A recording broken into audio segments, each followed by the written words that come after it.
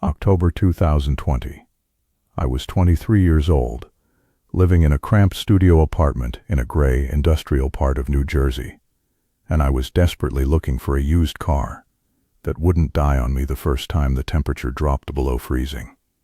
I'd been scrolling through online listings for weeks when I finally found a dark blue 2014 sedan. The price was $4,000, a steal in that market, and the seller, a guy who went by Arthur, said he just wanted a quick sale because he was moving out of the country. The first sign that something was off wasn't the car itself, but the fact that Arthur insisted on meeting at a defunct gas station off Route 9 at 11 o'clock on a Tuesday night. I should have walked away then, but when you're broke and commuting 2 hours by bus every day, your survival instincts tend to get quiet. When I pulled into the gas station in my roommate's car, Arthur was already there. He was a tall, incredibly thin man with a posture that made him look like he was permanently leaning forward. He didn't shake my hand. He just handed me the keys and told me to take it for a spin around the block. The car ran perfectly.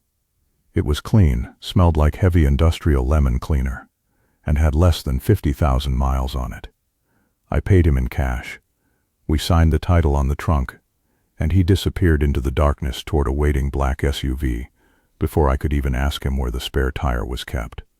The first few days were fine. The car was a dream compared to the bus. But on Friday night, while I was vacuuming out the floor mats at a car wash, I noticed a small rectangular bulge under the carpet in the trunk.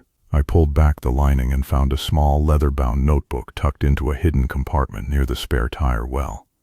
I sat on the edge of the bumper and opened it. My heart actually skipped a beat when I saw the first page. It wasn't a maintenance log.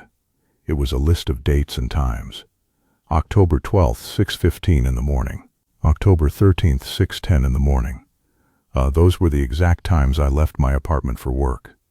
I flipped through the pages, my hands starting to shake. The notes went back 3 months. They detailed my grocery trips, the nights I stayed late at the office, and even the one time I went to the emergency room for a burnt hand. Scared, this guy, Arthur, hadn't just been a random seller.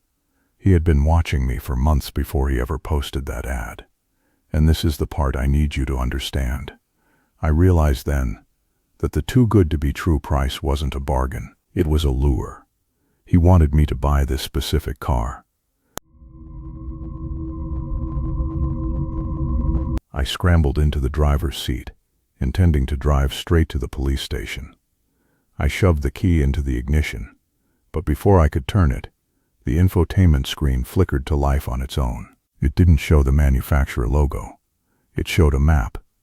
There was a single saved destination labeled home. I tapped it, expecting to see Arthur's address. The GPS displayed my own apartment building, including my specific unit number. But I had never programmed that into the car. I'd only owned it for 72 hours. I felt a wave of nausea hit me. I reached under the dashboard, looking for anything out of the ordinary. My fingers brushed against something cold and plastic near the steering column. I yanked it hard. A small black box with a blinking red light came loose, trailing a set of wires that had been spliced directly into the car's electrical system. It wasn't just a GPS tracker. It had a tiny high-gain microphone built into the side. He hadn't just been watching where I went. He had been listening to every phone call and every private thought I'd muttered to myself while driving. False.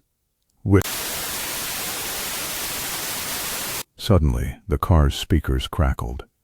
The volume knob turned itself all the way to the right. A voice filled the cabin, distorted, but unmistakable. It was Arthur, but he wasn't talking to me. It was a recording of a phone call I'd made to my mother the night before, talking about how I finally felt like my life was getting on track. Hearing my own voice echoing back at me in that dark car wash bay was the most violated I've ever felt. I threw the black box out the window and floored it out of the parking lot. I didn't go home. I knew he knew where I lived.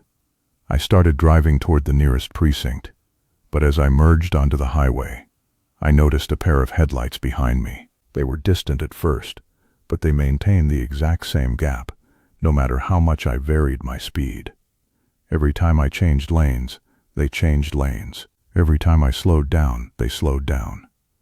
I realized with a jolt of pure terror that the black box I'd ripped out wasn't the only tracker. And I took a sudden, illegal exit, tires screeching as I veered onto a side road. The headlights followed. Aggressive now, the black SUV from the night of the sale roared up behind me, its high beams blinding me in the rearview mirror, in a hurry tone. I was trapped in a 2-ton cage that I had paid for with my own savings. I realized the lemon scent I'd noticed earlier was fading, replaced by something metallic and sharp. I looked down at the passenger floor well and saw a small canister wedged under the seat, hissed softly as it leaked a faint, colorless gas into the cabin. My head started to feel heavy. My vision began to blur at the edges. I realized the car was designed to be a mobile trap. He wasn't trying to hit me, he was waiting for me to pass out. With the last of my strength, I slammed on the brakes.